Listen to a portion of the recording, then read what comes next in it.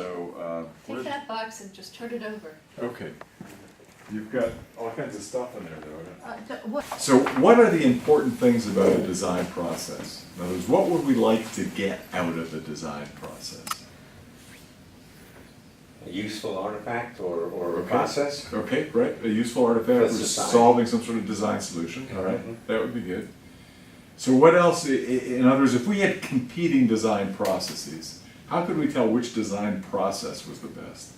More efficient? Which one More is efficient, okay. versus- When I'm doing a design review, using Axiomatic design, so we're further along in the process with the company, with the group, one of the things I've noticed is that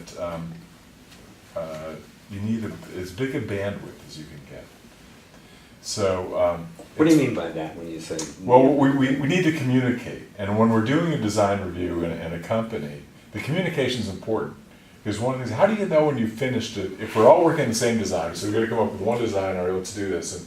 And we'd say, well, how do we know when we're done? And so one of the ways you know when you're done with a group of engineers, you reach a consensus. People stop arguing, go, yep, looks good. Right? So, and how do you build a consensus more quickly? Better communication.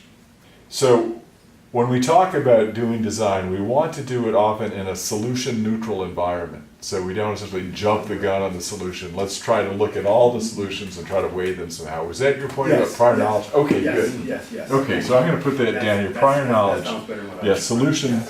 Yes. I understand what you're saying about the amount of bandwidth that you need to communicate. I'll just bring you back to the classroom for a second. Yeah, good. There are students in there who will become incredibly confused and learn nothing from that.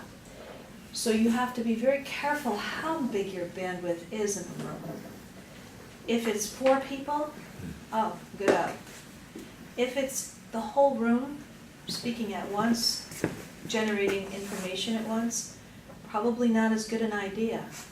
The only time it works out that is when the room is quieter and people are presenting things like on your charts.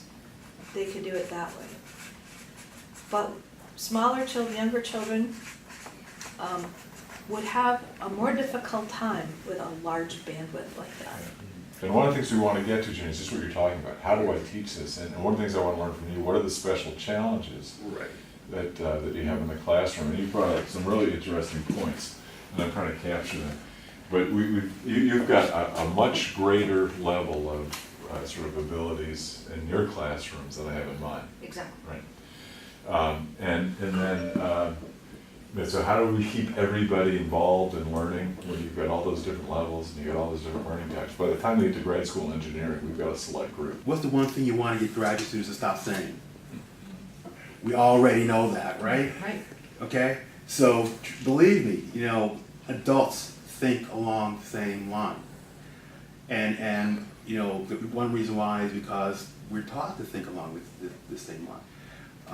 We're taught that this is the way to iteration after iteration after iteration.